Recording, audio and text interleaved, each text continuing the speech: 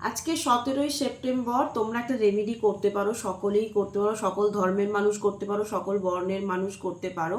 আজকে full moon day, তো তোমরা কি করবে, একটা এরকম ছোট সাদা কাগজ নেবে, কাগজের মধ্যেখানে তোমার যে ভালোবাসার মানুষ আছে তার জন্য যদি সম্পর্কের রিউনিয়ন চাও বা সম্পর্ক ঠিক নো কন্ট্যাক্ট সিচুয়েশন, টাকা পয়সা নিয়ে সমস্যা, বাচ্চার পড়াশোনা, যা কিছু ইচ্ছা হুইস যেটা মনের ইচ্ছে আছে সেটা এই সাদা কাগজের মধ্যে লিখতে হবে, ঠিক আছে? লিখে তার যেটা মানে যে আমার বিবাহ হয়ে গেছে, যাদের বিবাহের সমস্যা, কি আমার ভালোবাসার মানুষ আমাকে ফোন করেছে, আমার বাচ্চা পড়াশোনা করছে, ধন্যবাদ ইউনিভার্স, আমার বাচ্চা পড়াশোনা করছে, বা আমার যে ধার দেনা ছিল সেই ধার দেনাগুলো সব শোধ হয়ে গেছে, ঠিক আছে? এইটুকু লেখা হবে। লেখা হওয়ার পর লেখা হবে যে 786, তার তলায় লেখা হবে 2190, 786 তার তলায় লেখা হবে 2190, দিয়ে সার্কেল করা হবে, ঠিক আছে? এরকম সার্কেল করা হবে, দিয়ে 3টে ভাঁজ করা হবে কাগজটাকে, দিয়ে কি করতে হবে, বালিশের মধ্যে বা বিছানার তলার রেখে দিতে হবে আজকে সারা রাত, যেখানটা মাথা দেওয়া হবে সেখানটা।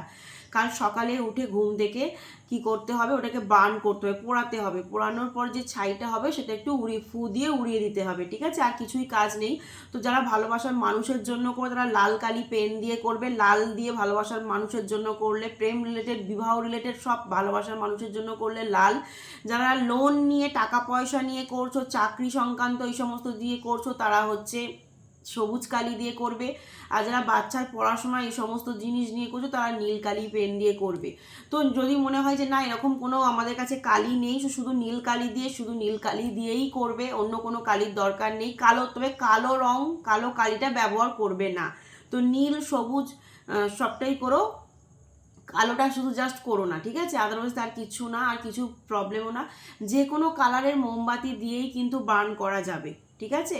তো আজকে সকলে এই রেমেডিটা করো, আজকে ফুল মুন ডে, তো সকলের জন্যই ভালো হবে, পজিটিভ হবে। যার যা মনের ইচ্ছে আছে সেগুলো তোমরা লেখো, লিখে কাল সকালে এটা বার্ন করে দাও।